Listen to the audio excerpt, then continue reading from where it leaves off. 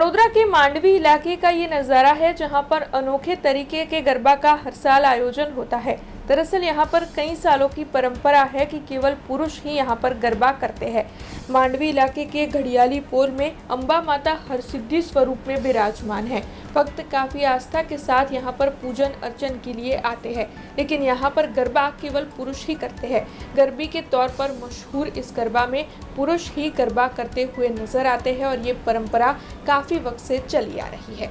वडोदराना 4 दरवाजामां कहीए तो ऐतिहासिक अंबा माताનું મંદિર આવેલું છે, જે ઘડિયાળી પોળમાં આવેલું છે। જેટલો વડોદરાનો જૂનો ઇતિહાસ છે એટલો જ જૂનો ઇતિહાસ અંબા માતા મંદિરનો છે। વર્ષોથી અહીંયા શારદીય નવરાત્રિમાં આસો મહિનામાં ગરબા રમવામાં આવે છે। આ ગરબા ગાવાનું કામ પણ પુરુષો દ્વારા થાય છે અને ગરબા રમવાનું કામ પણ પુરુષો દ્વારા થાય છે। આ ગરબાની અંદર કહીએ તો યુવાનો પણ જોડાય છે, બાળકો પણ જોડાય છે અને વૃદ્ધ લોકો પણ જોડાય છે। વર્ષોથી આ ગરબાની અંદર પુરુષો જ જોડાય છે। બહેનો છે બહાર ઊભા રહીને ક્યાં તો ગરબા ગાય છે અને ગરબા જુએ છે, પણ વર્ષોથી ચાલતી આ પરંપરામાં કોઈ ફેરફાર થયો નથી।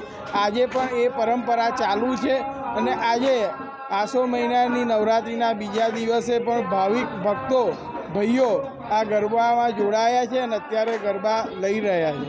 તો આ કહીએ એક જૂની પરંપરા કહીએ તો વડોદરામાં હજી અખંડ રહી છે। તો વડોદરાવાસીઓને વિનંતી છે કે નવરાત્રિ દરમિયાન તમે ભાઈઓ જ્યાં જ્યાં ગરબા રમવા જતા હો પણ એક દિવસ અંબા માતાના મંદિરે ગરબા રમવા આવો અને માતાજીના આશીર્વાદ પ્રાપ્ત કરો। ઘડિયાળી પોળ સ્થિત અંબા માતા મંદિરના સર્વ ભક્તોને જય શ્રી અંબે। આસો માસ નવરાત્રિ જે શારદીય નવરાત્રિ તરીકે પણ જણાય છે એનો પ્રારંભ થયો છે અને આજે નવરાત્રિનો બીજો દિવસ છે, જે દિવસે માં બ્રહ્મચારિણીનું પૂજન અર્ચન ચિંતન અને વંદન કરવામાં આવે છે। અને ઘડિયાળી પોળ સ્થિત અંબા માતાનું મંદિર જાતે વડોદરાની એક પ્રાચીન ઓળખ છે।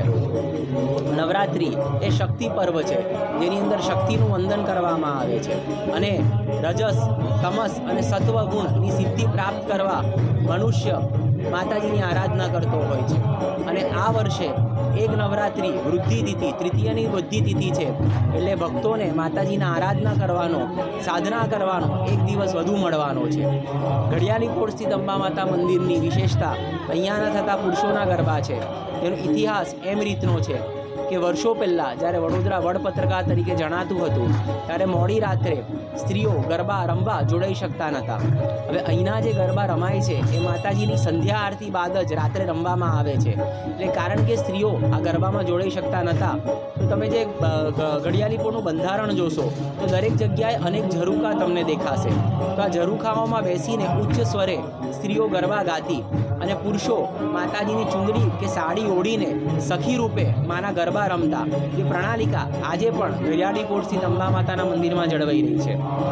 એની બીજી વિશેષતા એમ રીતની છે કે જે ગરબા રમવામાં આવે છે એ માતાજીની 108 દીવાદાણીની દીવાઓની પ્રજ્વલ કર્યા બાદ ઉપર ગરબો મૂક્યા બાદ એની આજુબાજુ રમવામાં આવે છે, જે એ દર્શાવે છે કે માતાજી સ્થિર અને સાક્ષાત છે અને મનુષ્ય જીવન મરણના ચક્રમાંથી મોક્ષ પામવા આજુબાજુ ફરતો રહે છે। हमसे जुड़े रहने के लिए हमारे YouTube चैनल को सब्सक्राइब करें और नई वीडियो की नोटिफिकेशन के लिए बेल आइकॉन को दबाएं।